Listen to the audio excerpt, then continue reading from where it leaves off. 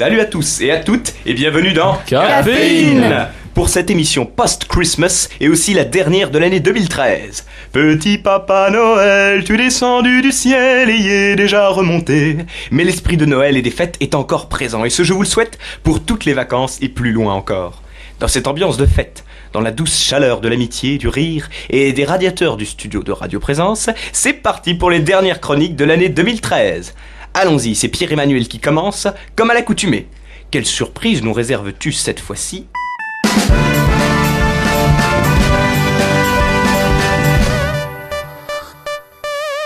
Salut à tous, me voici de retour pour une dernière chronique informatique avant des vacances de Noël bien méritées. Et croyez-moi, l'approche d'une pause de 2 semaines ne m'empêchera pas de faire des heures supplémentaires pour l'émission.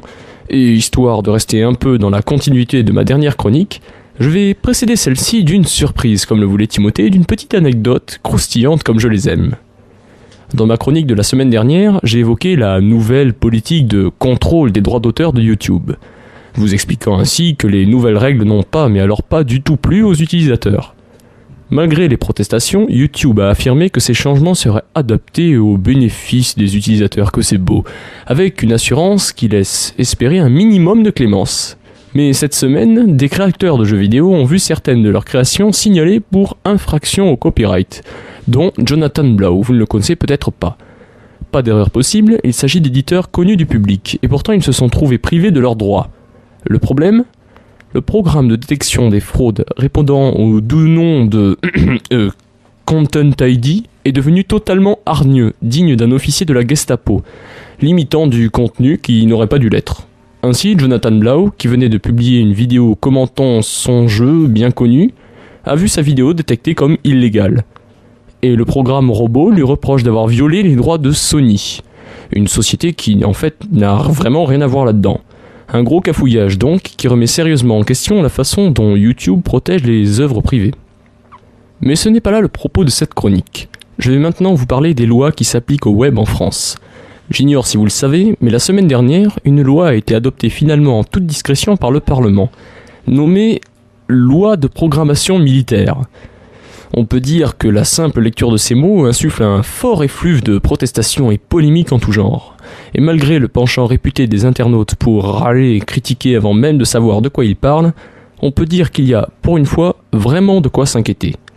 Je pense même pouvoir dire qu'il n'y avait pas eu de loi aussi polémique depuis la loi Hadopi, bien connue. Ce qui est amusant, c'est qu'avant son vote au Parlement, le projet de loi n'était pas connu du tout et de bien peu de gens s'inquiétaient de son existence, alors que maintenant, on ne voit plus que ça sur Internet. D'abord, qu'y a-t-il dans ce projet de loi ? Ce n'est pas vraiment à la portée de tous et le jargon juridique coince un peu, même pour moi, donc je vais m'efforcer de faire un petit résumé. En bref, ce texte encadre la collecte de données informatiques en 2 catégories distinctes. D'une part, les données de connexion, c'est-à-dire l'historique des utilisateurs ayant visité ou utilisé un service comme un site, un hébergeur de vidéos, un service de messagerie, etc. Mais aussi les données de communication comme l'identifiant de l'émetteur, du récepteur, la date, la géolocalisation, c'est très vaste. Et d'autre part, et c'est là qu'on commence vraiment à s'inquiéter, la loi prévoit la collecte du contenu des conversations, SMS, appels, mails et chat. On tombe de haut, car ce petit texte concurrence déjà la NSA américaine, et sa curiosité en ce qui concerne la sphère privée de plus ou moins tout le monde. Bien entendu, et assez heureusement, enfin je crois, tout dépend de ce que vous en pensez, heureusement la France n'a pas le budget espionnage des États-Unis. Le point qui est tout aussi intéressant, c'est que cette loi ne fait que coordonner des pouvoirs dont bénéficie déjà en fait la sécurité intérieure depuis des années. C'est sympathique d'apprendre ça maintenant, même si on pouvait se l'imaginer sans trop de cynisme. Mais le nouveau texte ne fait pas que distribuer les nouveaux rôles. Ainsi, il est prévu qu'il élargit le cercle d'entités à qui les forces de l'ordre pourront réclamer des informations. C'est-à-dire, en concret, qu'il leur sera possible d'obtenir ces informations non seulement chez les fournisseurs d'accès tels Orange, SFR, Free, Bouygues, mais plus uniquement par voie administrative. C'est une hypothèse incertaine, mais il semble qu'il soit dorénavant possible de mettre en place des dispositifs d'interception directement à la source. Pour ses partisans, ce texte est un progrès, mais on peut se demander si tous les progrès sont bons pour le respect de la vie privée. Parlons un peu de la polémique. Avec une célérité étonnante, une pétition a été lancée sur change.org, invoquant la proximité de cette loi avec le célèbre roman 1984 de George Orwell. Faut pas abuser quand même. La pétition regroupe déjà plus de 86 000 signatures, et pour l'instant, on attend la suite. Ce n'est pas la seule pétition qui circule en ce moment, mais on sait bien, une pétition ne peut pas annuler une loi comme ça, et bien qu'il y ait des signataires au sein même de l'hémicycle, ce type d'action est rarement considéré par les gouvernements. Ce qui gêne les contestataires, c'est que ce texte permet un espionnage organisé de tout type d'échange électronique, le tout en temps réel. Et d'après certaines associations de défense des droits des internautes, il y aura un contrôle sur cet espionnage, mais il se fera a posteriori, après que les autorités aient eu l'accès aux données. Certains craignent donc des abus de la part d'enquêteurs trop zélés, surtout si le contrôle par l'œil exercé d'un juge survient après la mise sur écoute. Au niveau économique, les entreprises qui fondent leurs activités sur les outils numériques ont manifesté leurs inquiétudes. Si elles font la publicité de leurs services annoncés comme respectueux de la vie privée, comment réagiront les utilisateurs en apprenant qu'ils ont été espionnés ? Les sociétés qui vendent leurs services de stockage en ligne, le fameux cloud, devenu la marque de fabrique de tant de start-up en France, craignent une légitime perte de confiance des clients. De plus, d'autres regrettent l'investissement de la France dans l'espionnage alors que le pays peine à sortir de la crise. C'est un peu comme si un ménage en situation économique difficile se mettait à investir dans une surveillance satellite de leur voisinage. Pas vraiment approprié, hein. Pour le reste, je vous laisse vous faire un avis sur la question. Si toutefois vous êtes décidé à faire entendre votre voix, et ce, quelles que soient vos convictions, exprimez-vous sur le web, parlez-en avec votre entourage, c'est ainsi que fonctionne la démocratie. Avant de conclure cette chronique, je tiens aussi à recommander le site change.org, une plateforme mondiale, qui rassemble de très nombreuses pétitions en ligne, et qui reste, pour moi, la référence en la matière. Bien, j'espère que vous aurez apprécié cette chronique, on se retrouve en janvier, après les vacances de Noël. Je vous souhaite de bonnes vacances et de joyeuses fêtes. Merci Pierre-Emmanuel. Que vas-tu faire de tes vacances ? Scruteras-tu Internet à la recherche de quelques bizarreries de Noël ou de la future affaire de l'année 2014 ? Nous ne le saurons que l'année prochaine. Passons maintenant à la chronique du patrimoine avec Anthony qui nous parle fort à propos de la fête de Noël et de ses origines. Noël, Noël, au Moyen-Âge déjà on entendait ce nom.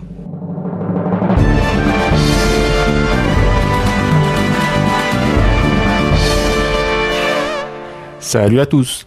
En cette semaine de fête, j'ai décidé de changer un peu le visage de ma chronique pour aborder l'origine de ces festivités et notamment de Noël. Noël, bien qu'aujourd'hui transformé en enjeu économique de premier ordre, reste tout de même une fête liée à la tradition.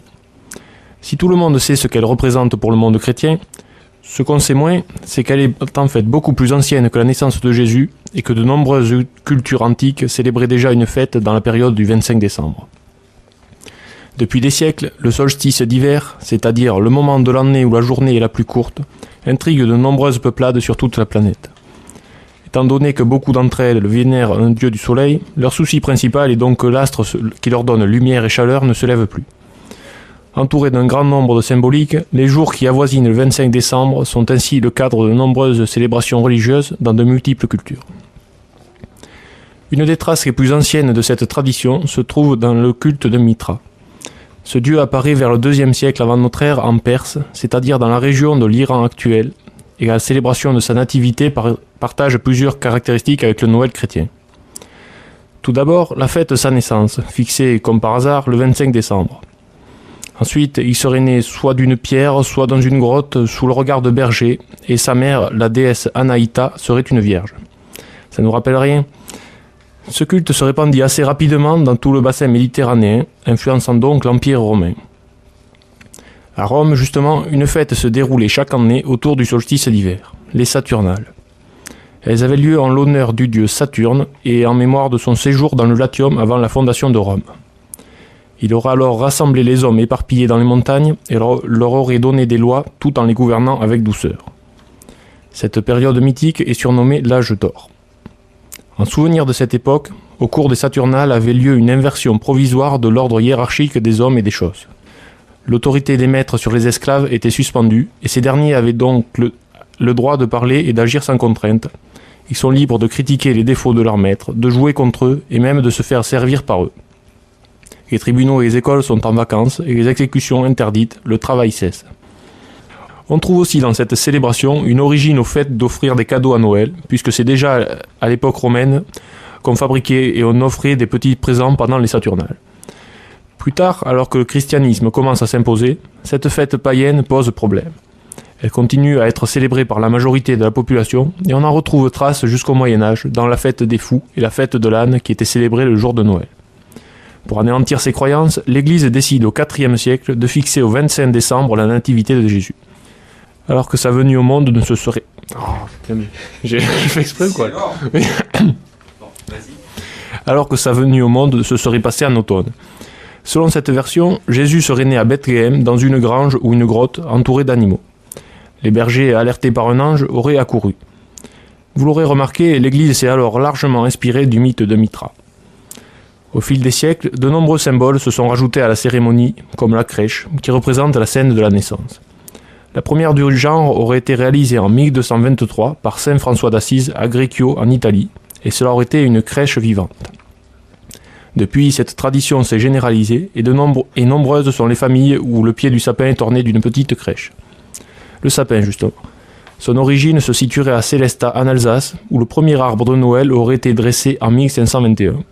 Cependant, les Celtes décoraient déjà un arbre au moment du solstice d'hiver, et cette tradition a été considérée comme païenne par l'Église jusqu'au XXe siècle. Lors de la veillée de Noël, la messe de minuit a longtemps été de rigueur, mais cette coutume a tendance à disparaître, remplacée par une soirée avec un repas souvent copieux, avec foie gras et dinde, le tout terminé par la traditionnelle bûche de Noël. Cette bûche était à l'origine beaucoup moins appétissante puisqu'elle était en bois et était choisie pour sa grande taille afin qu'elle brûle dans la cheminée pendant toute la veillée. C'est déjà la fin de cette chronique spéciale Noël et je vous retrouve très bientôt dans Caféine. Merci Anthony, nous voilà plus instruits sur cette fête sublime qu'est Noël. L'hiver n'est pas une saison qui se prête à la croissance des arbres, mais j'ai comme le pressentiment qu'un arbre, au moins, gagnera de nouvelles branches, l'arbre généalogique de notre historien de Caféine, qui rentabilisera sans doute ses vacances. C'est un chêne multicentenaire qui va encore bourgeonner. Et maintenant la chronique, culturo-musicale, nous profiterons des vacances pour lui trouver un pseudonyme plus élégant de Marie. Elle nous parle aujourd'hui de Jan Tiersen, dont le nom vous dit sans doute quelque chose. Présence.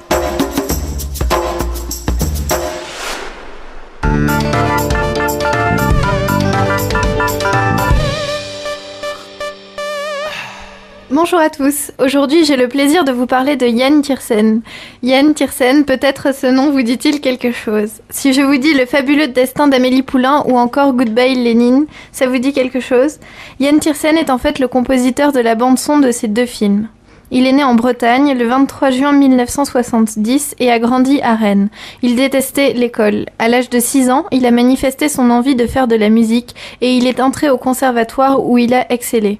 De 6 à 14 ans, il a appris à jouer du violon et du piano. Il a ensuite suivi des cours de direction d'orchestre. Dans les années 1980, il intègre un groupe de rock. C'est en 1995 que sort son premier album intitulé La valse des monstres, puis en 1996, Rue des Cascades. Ces deux premiers albums ne sont que peu remarqués par la critique et le public. Pourtant, Jan Tiersen est particulièrement connu dans la région de Rennes. Ses concerts sont appréciés pour leur originalité, leur poésie et leur délicatesse. Il se met en scène au milieu de nombreux instruments et raconte une histoire où se mêlent des touches de folklore, de valse ou de chansons. En juin 1996, il donne des représentations lors du Festival d'Avignon. En 1998, il sort son album Le Phare, qui a du succès grâce notamment à Dominique A, qui a composé le titre Monochrome. Sa musique est largement plus diffusée sur les antennes radio et ses premiers disques sont réédités. Le metteur en scène, Éric Zonda, fait de La Rue des Cascades le générique de fin de La Vie rêvée des anges, récompensé au Festival de Cannes. En 1999, il réalise l'album Tout est calme, qui est un disque un peu différent des précédents, plus rock'n'roll avec de nouvelles versions d'anciens titres. L'année 2001 voit Jan Tiersen passer un cap dans le succès avec la sortie de L'Absente, sur lequel ont participé de nombreux artistes.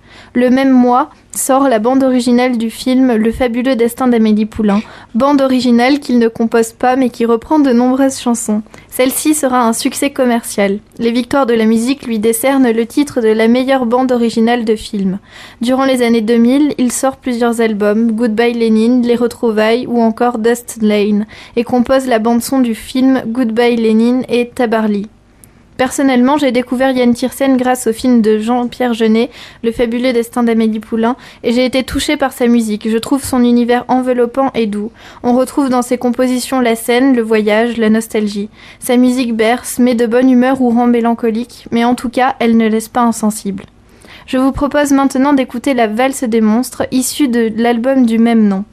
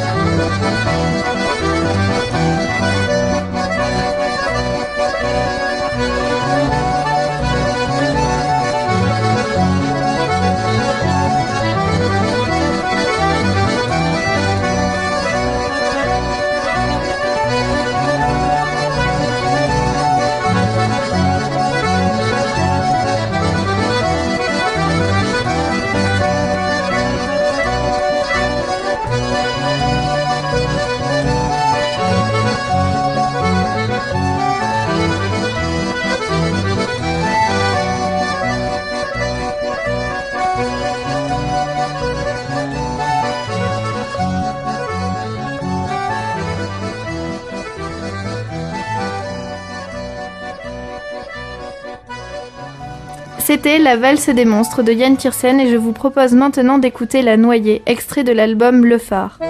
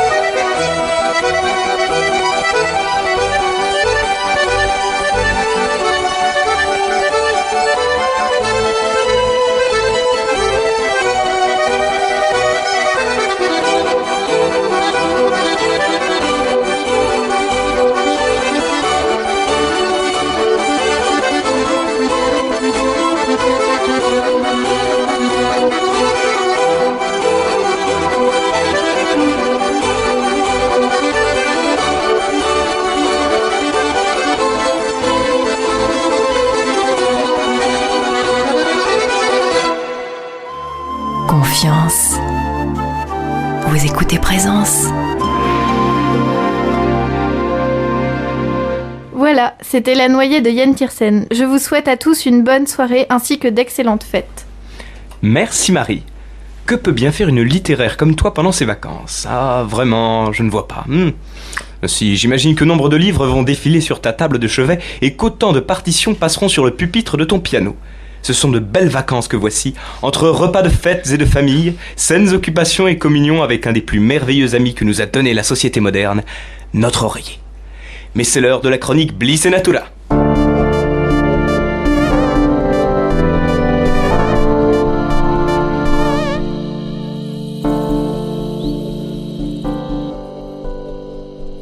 Pour la dernière émission de l'année, pour rester en accord avec l'esprit de Noël et celui de la fête, et dans la continuité des chroniques sur les propriétés étonnantes et d'éléments si communs qu'on les croirait banals, je vous parlerai des propriétés bienfaisantes du rire. C'est connu, rire c'est bon pour la santé. On dit que le rire est le propre de l'être humain. Eh bien, vous avez de la chance d'être humain, car le rire est une véritable bénédiction. Comme vous vous en êtes sans doute rendu compte. Alors, par où commencer? Le rire réduit tout d'abord la tension artérielle et les problèmes cardiaques. Des expériences ont montré une nette diminution de la pression artérielle après 10 minutes d'une séance de rire. Le rire améliore la circulation du sang et l'oxygénation du muscle cardiaque, réduisant ainsi le risque de formation de caillots. Le rire atténue la douleur, il provoque la sécrétion d'endomorphine dans le corps.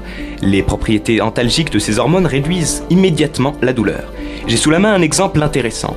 Une personne victime à l'âge de 40 ans d'une forme de rhumatisme incurable et très douloureuse, la spondylarthrite ankylosante. Rien que le prononcer peut déjà être un supplice. Quand les antidouleurs ne pouvaient plus l'aider, il s'est tourné vers une thérapie par le rire qui atténuait la douleur et l'a finalement complètement guéri. Le rire renforce aussi le système immunitaire. Il a été démontré que les émotions négatives comme l'angoisse, la dépression ou la colère affaiblissaient les défenses du corps, facilitant les infections. Le rire au contraire les renforce. Les chercheurs ont trouvé, au terme d'une thérapie par le rire, qu'il y a un accroissement d'anticorps dans les muqueuses du nez et les voies respiratoires. Ces anticorps étant reconnus comme protecteurs contre les virus, les bactéries et autres micro-organismes. Les effets positifs du rire sur le système immunitaire contribuent également à renforcer la résistance des personnes souffrant d'un cancer. Guérir les maladies par le rire. Alléchant, non ? De plus, le rire est un exercice physique de premier ordre. Une séance de rire de 20 minutes apporte autant de vitalité et de bien-être qu'une séance d'aérobic ou de jogging, et cela sans transpirer. Le rire sollicite de nombreux muscles et provoque un massage des organes internes, particulièrement au niveau de l'abdomen. Effectivement, quand vous riez trop longtemps et trop fort, vous sentez que ça fait travailler les abdominaux. Voici pour les effets du rire sur le corps. Reste à voir ses vertus sur l'esprit. Mais avant, parlons de la seule contre-indication que je connaisse à la thérapie par le rire. Certains exercices peuvent provoquer une hyperoxygénation ou une pression sur la paroi abdominale, contre-indiquée dans certains cas, comme pour les femmes enceintes, les personnes asthmatiques ou ayant un problème cardiaque. Ça ne veut pas dire que ces gens-là ne doivent pas rire, que c'est dangereux pour eux, mais le rire peut parfois comporter des risques. Si, c'est rare, mais il arrive parfois que vous riez tant que vous commenciez à saisir toute la portée de l'expression « mourir de rire ». C'était il y a peut-être, dans mon cas, 4 ou 5 ans, devant un spectacle de l'excellent humoriste Fernand Reynaud, si ça parle à certains, dans le sketch, enregistré en noir et blanc sur une bonne vieille cassette vidéo, de Madame de Chèvrefeuille. J'étais littéralement plié, je n'étais pas le seul, j'ai dû passer les minutes de rire les plus intenses de ma vie. Je riais tant que je suis tombé de mon fauteuil, je me tenais les côtes, je pleurais tant je riais. Si c'était follement agréable, je riais vraiment de bon cœur. J'ai aussi beaucoup souffert puisqu'au bout de 2 minutes de fou rire à se rouler par terre, j'ai attrapé une crampe aux abdos. Je ne pouvais pas reprendre mon souffle et je n'avais plus d'air. Si ça avait duré plus longtemps, je crois que c'eût été dommageable. Et qu'on eût pu lire sur une pierre fleurie, et mort le sourire aux lèvres d'avoir trop ri. C'est le genre d'anecdote dont on garde un bon souvenir, mais c'est une sensation très étrange qui vous envahit et qui n'a pas que du bon. On peut dire dans ce genre de situation qu'on a trop ri. Enfin, continuons l'énumération avec maintenant les effets du rire sur l'esprit. Il réduit l'anxiété, les états dépressifs, les insomnies. Il a été constaté que de nombreuses personnes souffrant de migraines, d'anxiété, d'insomnie ou de dépression ont constaté une amélioration de leur état après une thérapie par le rire. Ensuite, c'est un antidote au stress. Le rire assure une bonne oxygénation du sang, favorise la circulation sanguine et est un puissant relaxant musculaire. Grâce au rire, l'hypothalamus, à la base du cerveau, sécrète des endomorphines, comme je l'ai déjà dit, hormones à propriété antalgique qui réduisent les excès d'adrénaline et de cortisol générés par le stress. Ce n'est pas tout. Le rire accroît la confiance en soi et aide à adopter une vision positive des choses. Les séances de rire, des personnes se retrouvent dans une salle pour rire tout ensemble, permettent aux personnes manquant de confiance en elles de vaincre leur timidité et de mieux se sentir dans leur peau. Au travers des exercices pratiqués en groupe, les participants s'affranchissent de leurs inhibitions, deviennent plus sociables et plus extravertis. Au départ, certaines personnes peuvent être hésitantes à rejoindre un groupe de rire par peur du ridicule.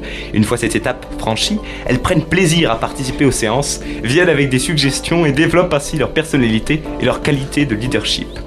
En outre, ces séances influencent de façon positive la vision de la vie et développent la capacité de rire tout au long de la journée. Le rire pour se dépasser soi-même, s'affranchir de ses complexes et mieux vivre sa vie. Et enfin, sur le plan social, le rire développe les relations interpersonnelles.